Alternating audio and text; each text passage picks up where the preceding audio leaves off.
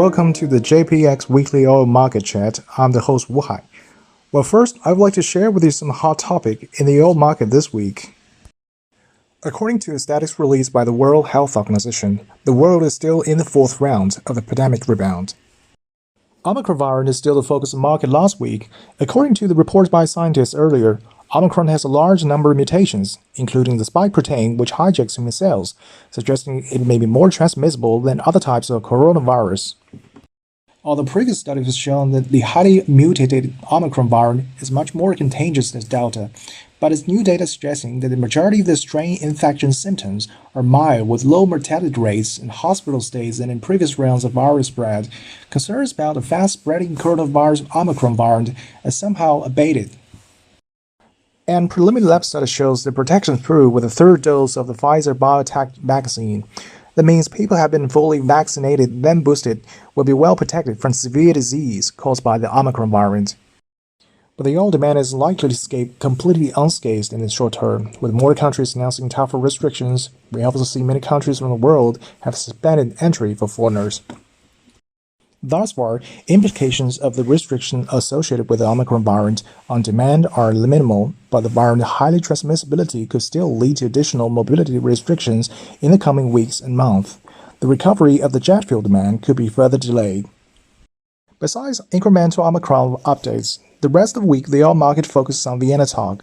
So far, the latest round of talks over restarting the Iran nuclear deal ended without progress, and the process for Iran deal, U.S. oil sanction relief, remain unchanged in the latest Vienna talks. According to second resources from an OPEC report, Iran produces about 2.5 million barrels per day of crude oil in October, and Iran's output averaged 3.8 million barrels per day in 2017 before the Trump administration reimposed sanctions on Iran's oil in 2018, leaving in place a massive question mark over the next year's global oil supply. The market expects Iranian oil supply to increase by 1.4 million barrels per day by the end of next year if the deal is reached and U.S. oil sanctions are removed in the second quarter. Leaving aside the return of Iranian oil production, the market will still feel some pressure for a gradual increase in oil supply. The OPEC and the U.S. are all increasing their supply.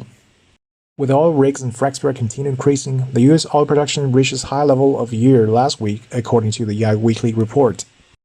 In EIA's latest December oil market report, data shows that we will witness stock build as early as the first quarter of next year, and the oil market is under pressure all year as supply increases. December monthly report from OPEC and IEA will be released later today and tomorrow, and we'll update for you in next week's column. And now let's take a quick glance at the inventory changes in the Japanese oil market. According to the data released by the Japan Petroleum Association, last week Japan's crude oil inventory increased 300,000 kiloliter on a week-on-week basis, but is still at a relatively low level.